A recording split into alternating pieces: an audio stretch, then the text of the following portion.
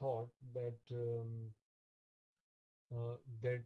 he decides the value, and that could be a makes him smarter in terms of being able to give a value to a certain asset. Yeah, the main reason is which he said was he proved with an experiment, and that was that in a closed lab environment where he had many students, he did an experiment where he gave them various objects. One person he gave a mug, one person he gave a T-shirt, one person he gave a chocolate, one person he gave a pen of different values, different colors, different objects. And then he told them to trade, do barter. So some of them were able to barter and some of them were not able to barter. Now, what he was trying to prove was that people who were not able to barter were the one who basically gave or assigned more value to the thing they were holding, and they felt it was precious and they did not want to barter it. And then, and what he was trying to prove here was that uh, that when we develop ownership for a certain thing, we are bound to get biased. And when we are bound to get biased because we are owning something, we have a higher chance of making a wrong decision. So he said that ownership is something which causes an emotional error, and the seller is someone who doesn't have that bias because he doesn't own or he doesn't have a ownership bias. And that's what he said, that ownership leads to liking, propensity to like. I own this Mika um, book Kutsika, they some kind of land per month. I own this land. This is my piece of land. Ownership, that I want to own a land. That ownership is the reason that there is an opportunity which a person might have to go in cash, but because he likes that ownership, he feels that ownership, that somewhere he cannot sell it at a higher price. And that is what it proves, that there are so many of us who are in the country, and um, we love the country, and we love the place. We can get higher salaries and we can go to London or we can go to America, but we stay here because somewhere we are not maximizing, because we are biased, we like being here. So because of that need of ownership or need of status quo or longing, is, he said, can cause a bias and can avoid someone from maximizing a profit, because ultimately, if you are not if you are not maximizing your salaries or maximizing your careers, and which you could maximize if you would leave. And that's what he was trying to prove, that people do not tend to generally maximize. They tend to fall in love, and when it is about love, then the money doesn't become that important, because love becomes more important than money. And which is the reason he said that a seller is somebody who's not in love. And when he's not in love with an asset, is generally the reason he's smarter, in terms of he's able to maximize his returns. He's able to sell at a top, which a buyer may not be able to do, because he loves his uh, um, say five, and he's not able to sell at the right time. So, and again, that's an opinion, and that's a very valid opinion which he said. But this was his one of his award-winning papers, where he said about the endowment theory, where he said that people tend to fall in love with their assets, and because of which they get biased, and because of which they tend to not maximize their gain or tend to make a loss. And this was one of the thoughts. And then the other ideas. So now we'll go through the various ideas which are being discussed in the subject. And one of them is um, the gambler's fallacy. Now, gambler's fallacy is generally happens with advisors and experts, which say that if the market has gone too much up, it is bound to come a bit down. So the subject quotes many analysts and many thinkers which are saying that okay, the markets tend to correct after a multi 9 months of rise, and markets have gone up already a lot, so they should correct. And he says, this the subject says is called gambler's fallacy, where uh, people are or experts are biased to an extent where they say markets have gone up too much and they should come down.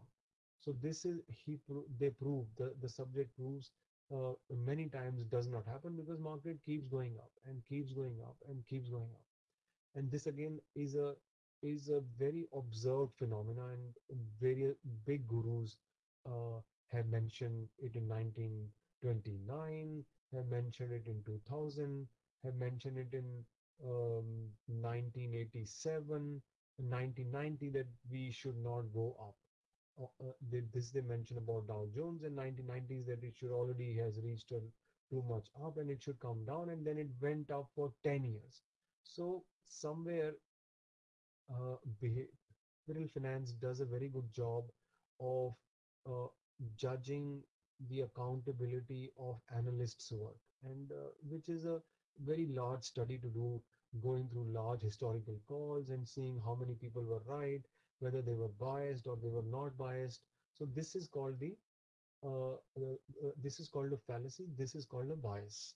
A bias that when markets go up for too long, it should come down, or it has gone too down too long and it should bounce. Market has fallen for 90% and it should move up because it has gone too low, it has panicked. Then again, he said this is also a kind of expert or advisor thought, where they say okay, this it has to come up because there is always value buying and value buying will happen. And this, if we would have studied the market carefully in 2007, how many times was there a feeling that that come on, it was a notch in the knee, um, notch in the knee, no, Shasik, no, yes, notch in the knee, and it is going to come back a bit lower, and it should come back Shasichin and that should where Betfi should stop. This value buying should come in, and from Shasichin it come to Patuchin. Okay, now the buying is come down because it's already oversold, and that's why they say in charting also that markets can remain overbought for a long period of time, and markets can stay oversold for a long period of time. So the ability to call a bottom, or the ability to call a top is very hard, and that is what the subject says, that there's a lot of bias. Calling a top is not easy, calling a bottom is not easy, and generally experts or institutional investors are prone to getting out too early or getting in too early. And so they say the subject says this is these are the kind of two confusions. They are poor intuitions, and they experts expect change of trends more frequently than actually the real change of trends happen, and they are inappropriately trying to predict a change of trend which does not happen. And then they talk about extrapolation, that this is extrapolation is another kind of error, which is more about um, riding the trend. Now this is the bias which an investor has. Investor will then generally says okay, the trend is up. For an investor, there are times that when he will say okay, market has fallen, buy again, because the trend is up. So an investor on the other side, unlike an institutional player or an expert, is more prone to riding the trend. He's more prone to extrapolation. So whereas an expert might be saying from Shasichin that Betfi is overbought, it will come down, then it goes to like Obzej the knee. He said that the markets are overbought, they'll come down, then it goes to Obchin the knee, and he keeps saying that. On the similar way, an investor uh, is uh, is trying to always buy at a dip, because for him the trend is still up, is always up, because till the time the trend will really change and he lose a lot of money, the investor is prone to extrapolating. For investor, notch in the me, bet fee is O Sutta de me. For O Sutta de me, it is O Sutta Chinse de me. So he is prone to extrapolation. So these are the basic behavioral errors which an expert has of calling every top a top, and whereas on the small investor side, the retail side, it is about extrapolation. If the market is up, it will keep going up. So these are the two basic errors, which is the uh, which are the core behavioral finance errors which have been highlighted. And this again is a fundamental thought where say that stock has a value. If it goes above value, it will come back to that value. If it goes below value, then it will come back to that value. So there is a mean value. And again, this is also an illusion because the analyst especially on the valuation side, continue to tell these stories, which is that Sanabe has a value and the stock should come to that value. So behavioral finance says that this is an illusion because markets don't revert to the mean. Markets don't come to the mean. You keep on waiting for the overvalued stock to come down, and the stock gets more overvalued. It keeps on getting more overvalued. It keeps on getting more overvalued. So they say that the fundamental analyst says that the prices are overvalued and they should come back, whereas the prices do not revert to the mean. So the mean value idea is also an illusion and also an bias, also a bias. So these are some of the thoughts we have. I have done this exercise prior, and in any if some of you have been prior in the with the slideshow of investment psychology, then you can skip these queries. But for the rest of you, I have some queries for you, and which is that, and you can write down your answers, and you can let me we can go through the answers in the next slide. So the question is that where do you think will Dow close end of the year? Domi Zeche, where will Dow Jones close? How many of you have at least one stock much below the buy price? How many of you never visited an internet stock message board, a stock market forum? How many of you trade online? How many of you love your broker or fund manager? Can you manage risk from sentiment? Can you separate risk from sentiment? How many of you think that the crisis was because of politicians? Is a price high backed by good news or and good volume of buy? If the price has a good news and a good volume behind it, is it is it a buy?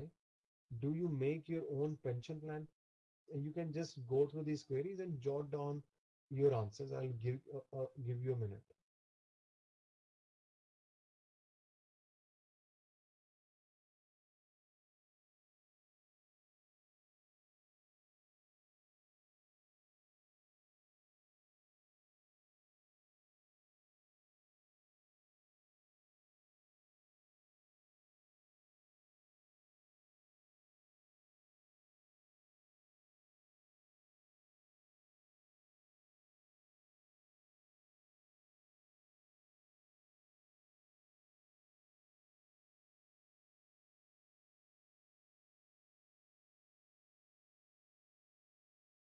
Okay, so now let's go to the answers. Will Where will the Dow close end of the year? So, any answers, any forecasts?